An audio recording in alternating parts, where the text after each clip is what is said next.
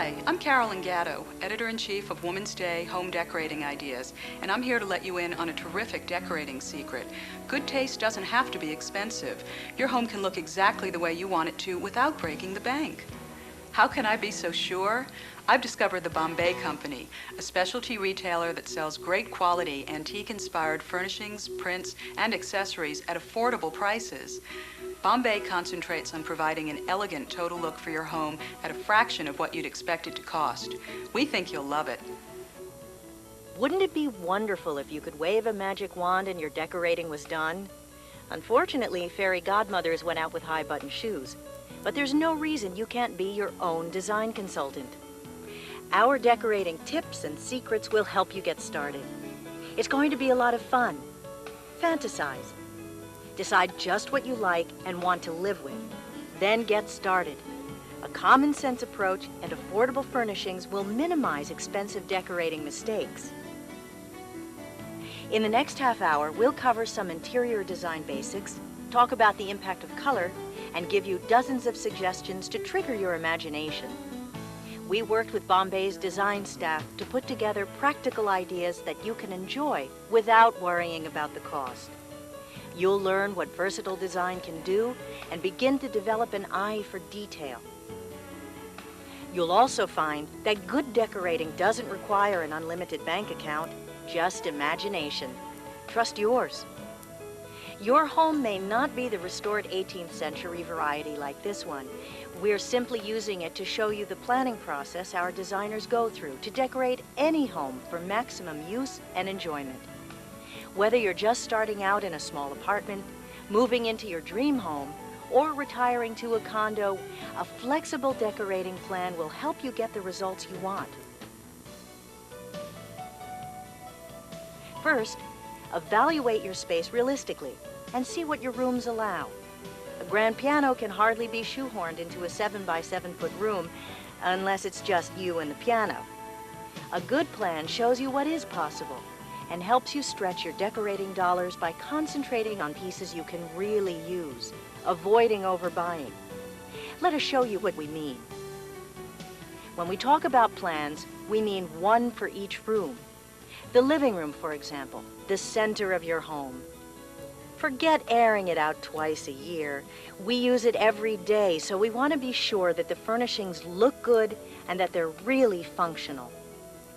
In this particular living room, we've shown a home office at one end, but you can probably think of a number of alternate uses for your own living room.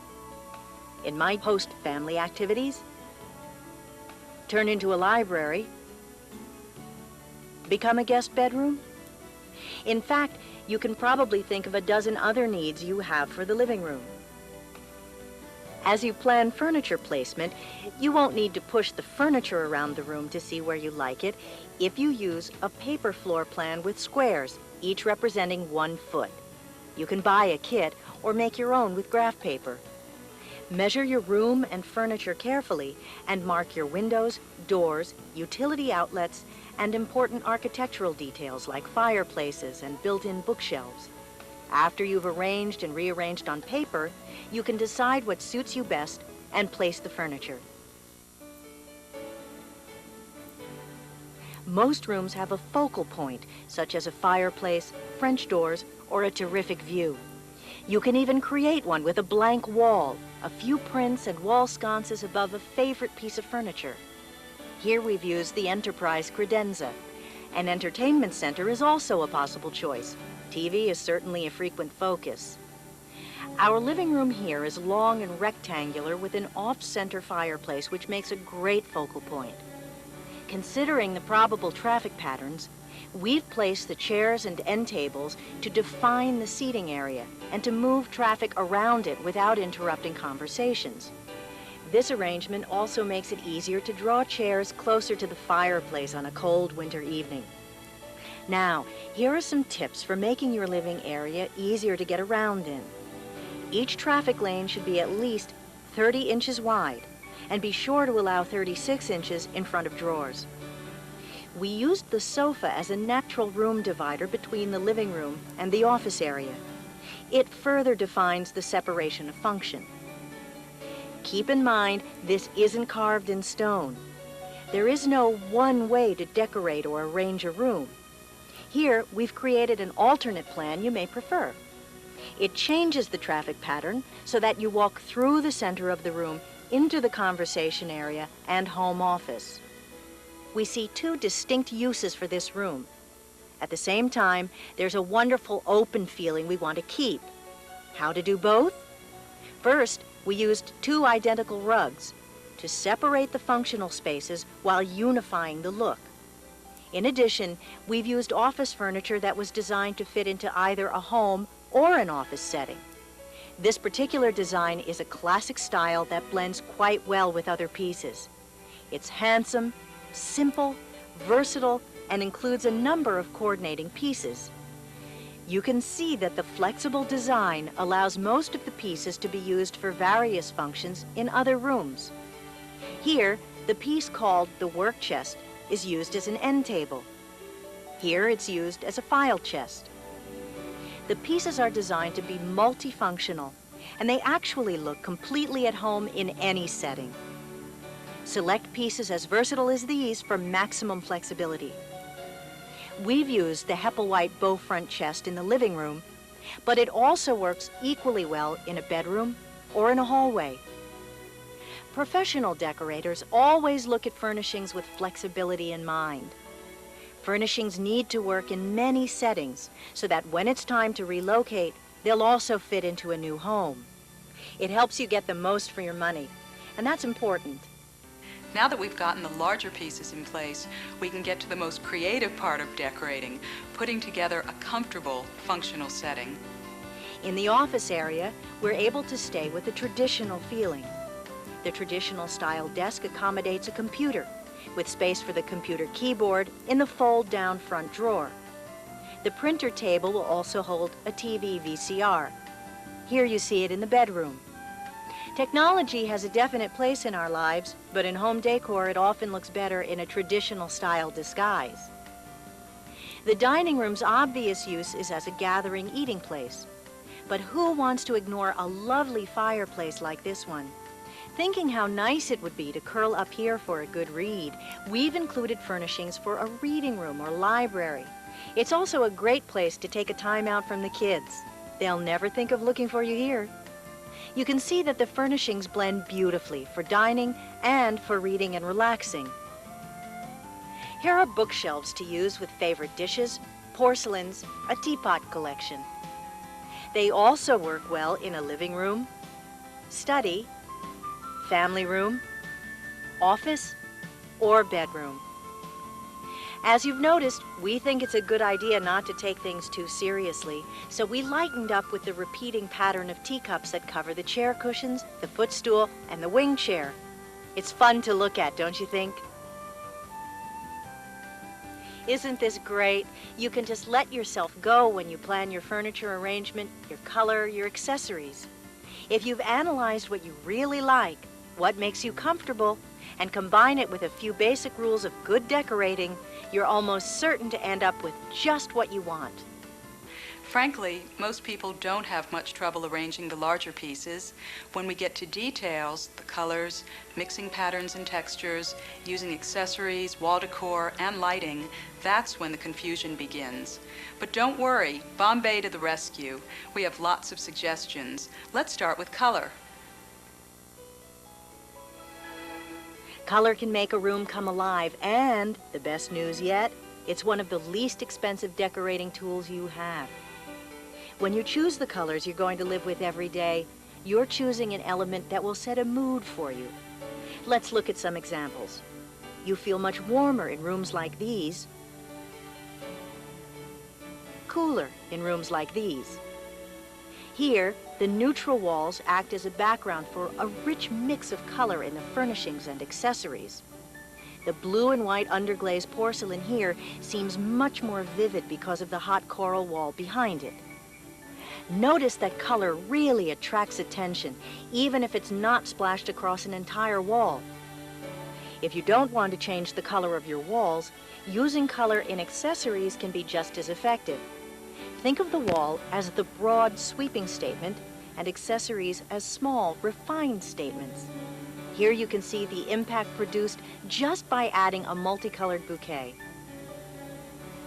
To illustrate how color can work in your home, let's go back to the living room. We want to establish an English manor house feeling, so we've chosen a rich olive color.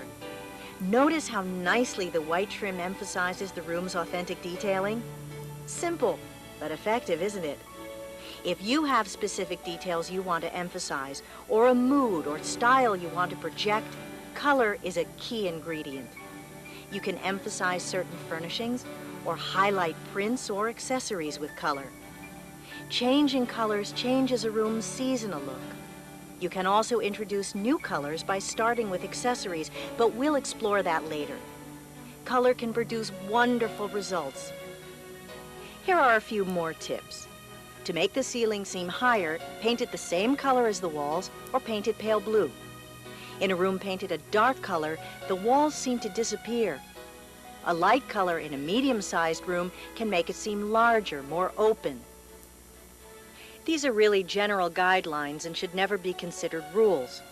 And there's no such thing as right and wrong color. Choose what you really like. You may have noticed different color palettes that seem to be in style at various times. Current emphasis is on the wide variety of neutral shades.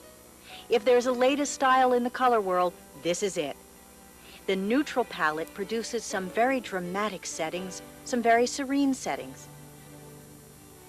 To continue our color tour, here in the dining room we've used a gold color. A warm color, it sets a comfortable tone for dining and makes a beautiful background for the rich mahogany finish of the dining table and chairs. Incidentally, this table is especially useful if your space is limited. It folds up into a console or game table. At the same time you're thinking about flexibility, think about the color flow from one room to the next. The living room and dining room were planned with interchangeable furnishings. The wing chairs, the footstool can be moved depending on the activities taking place. We've coordinated upholstery to work in either room, and we also suggest painting the two rooms in complementary or contrasting shades to coordinate overlapping use. On to the bedroom, where we've used a taupe color on the walls with moldings left natural to emphasize the sophisticated neutral look. The taupe is also an ideal background to show off these antique-inspired furnishings. You can choose any of several complementary colors in prints and accessories to bring the room to life. There's so much you can do with color. These are just starting places, but doesn't it make you want to get out the old paintbrush?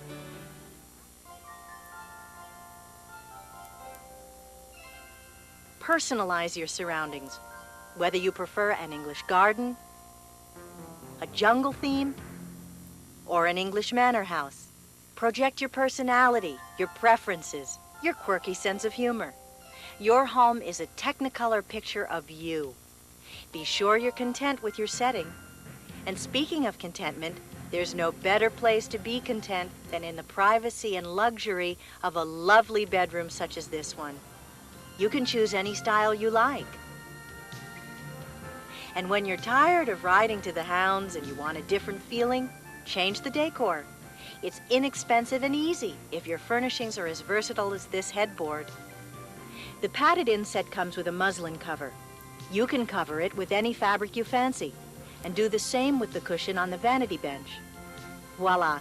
Change fabric with the seasons, or buy an extra sheet with your new bedding to make a totally coordinated change. It's a really inexpensive way to redo a room.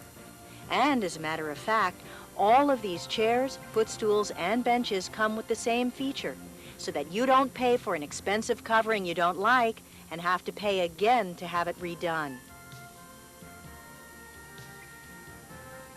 Meanwhile, we want to look at how accessories and prints give a room some personality. A romantic room might include these rose prints by Pierre-Joseph Redoute.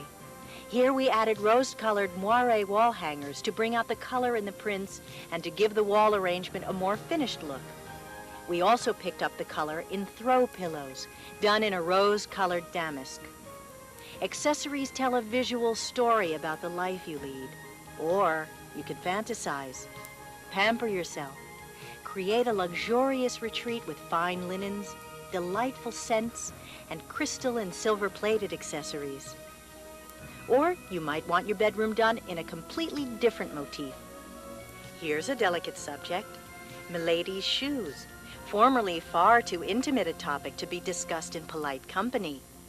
The crystal and silver-plated accessories on the vanity support the mood and show that you didn't just furnish your room, you decorated it, that you gave the look some thought. Project your personality and a gentle sense of humor. Toss in some surprises to make you smile. What about photos of funny pictures of your family or pets? Sentimental trivia you can't part with. Yes, your rooms need to look lived in. You're right, the lived-in look can be too much of a good thing. That's why we suggest stands and practical accessories to keep things tidy. Look for such things as valets, quilt racks, pocket changers, and jewelry chests. We've included good-looking hunt prints in a wall arrangement and bracketed other prints with wall consoles. Other accessorizing includes the chest and bedside cabinet, in this case with a club image in mind. We also use more tailored-looking pillows on the bed. We showed the royal chamber lamp in French gold and a fleur-de-lis design on the Enterprise credenza, but a man's bed chamber requires a more unisex choice. Possibly this hanging wall lamp with a choice of shades to leave the tabletops free for the pocket changer and a couple of good books. Once more, we're going to look at the living room office, this time from the perspective of finishing the look with a few more decorating tips. At first glance, of course, it looks lovely, and that's certainly the impression you want any guest to have of your home. The key is a collection of small but important elements that tie it together in such a finished-looking package. Silk tie backs for the curtains, as well as tie backs of brass. Look, too, for decorative curtain rods that further enhance the look. Create a small vignette when you combine prints with a hall table, credenza, or console. To do this, you might use other elements of wall decor as well. Given the right circumstances, English art consultant Stephanie Hoppen sometimes advocates covering an entire wall with prints. That's up to you. Use objects on table and desktops that have something in common. If you have collections, this is a good place to display them. Flowers and plants are always a welcome sight inside. Whether you have the skill to cultivate real ones or use silk, wall vases, attractive containers, and plant stands always add a fresh dimension, especially when the colors complement the room. Wall consoles and various kinds of wall shelves give you still another direction to go. Prop small prints on them, or display prized sculptures or porcelain pieces. They're lovely, and they keep breakables out of busy little hands. Decorating wall shelves and cabinets is another challenge, but you're up to it. Hang prints above or below the shelf. Sprinkle an interesting collection of objects on it, and you're a decorator. Did you know that grouping odd numbers of objects together looks better than using an even number? And varying the shape as well as the scale creates a more interesting arrangement? Putting things together in the same room isn't difficult. They simply need to share a common element that will be apparent to the viewer. Your goal is to combine things you like in a comfortable manner to achieve a pleasing result. This video is not so much a 1, 2, 3 set of instructions as it is the opportunity for you to see what professional decorators do to put various elements together in pleasing arrangements. Light is a crucial element. Not too long ago, lamps were strictly utilitarian. But that's before the designers arrived. Now we have hundreds of choices, and that always makes things more difficult. Large or small, table or floor, plain or fancy. And what about lighting artwork? Decisions, decisions. It's a matter of proportion, color, and style. The first question always is, how will the light be used? Studying, reading, handwork? General activities, atmosphere. Different answers dictate different choices. If you're studying or working at the desk in the living room, you'll want a lamp that provides direct task lighting. The opaque shade focuses the light on the work and provides lighting only in the immediate area. This is also a good light source for handwork. When you want to light a larger area, you should look for lamps with translucent shades that allow light to filter through. Here we show you several versions of each. Proportion is really important here, as you can see. Know where you want to put your lamp before you buy it. A lamp too tall or too large dwarfs the table or desk it sits on. A lamp too small looks lost. Another choice is a floor lamp. Here is one style, called a torchère. Instead of directing light downward, as most lamps do, the torchère's reflector bounces the light off the ceiling, providing dramatic indirect lighting. It's really a great way to create a sophisticated lighting effect, but it's definitely not for reading. With larger pieces of artwork, you may want to use an individual picture lamp to give it the best light. These attach to the frame and are specifically designed to provide the best lighting while protecting the piece. They're inexpensive and definitely worth it. Choosing and using prints and other wall decor is a whole video to itself, but here we'll try to give you the short course. Artwork has an important effect on your color scheme. While it's a very personal choice, and it's certainly permissible to mix and match color, shapes, and images, try to find a common element, a botanical theme, for instance. Here you see examples that range from famed 17th century botanical illustrator Redoute to a contemporary rose bouquet. A couple of small botanical prints will really perk up a small table or console. English hunting prints have an enduring appeal for men and women who like the outdoors, vigorous action, and who enjoy a life centered around horses and dogs. Crests and letters are a marvelously impersonal theme that also lend themselves to the English country house look, and they mix well with a variety of accessories. You can create a romantic, even Victorian mood with some of these prints. Given your own particular mix of furnishings and accessories, these could be the perfect finishing touch. Think of combining them with some crystal and silver-plated accessories, and you have a lovely Victorian setting. Hanging your prints in mirrors is also a subject worthy of a book, but of course we have some suggestions.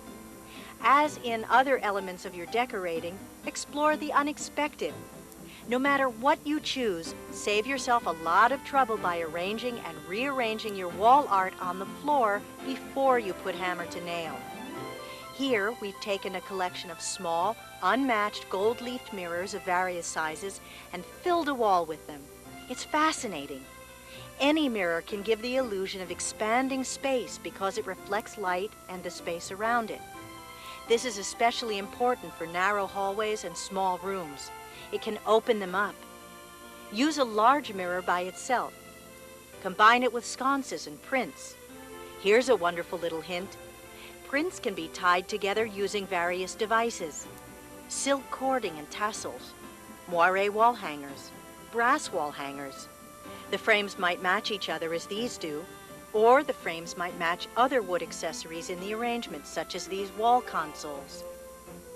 And here's a little decorator's secret that's inexpensive and really attractive. Try using decorative detailing called ormolu on picture frames or on the wall. Ormolu comes in several different finishes and can be used to embellish furniture as well. Framing is an important aspect of showing your artwork to its best advantage. Look for mats and frames that accentuate the colors in the artwork, as well as pulling together the colors in a room.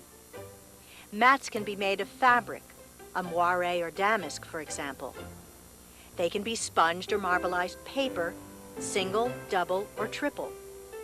A molding between the mat and the artwork is called a fillet and is usually made of wood or perhaps gold-leafed wood. Although not necessary, it can make something special out of a rather ordinary piece. The same is true of frames. Ranging from ornately embossed gold-leafed wood to a simple mahogany finish, they should blend into the mood of the room and its furnishings while complementing the colors in the artwork. The frame can actually be a work of art in itself.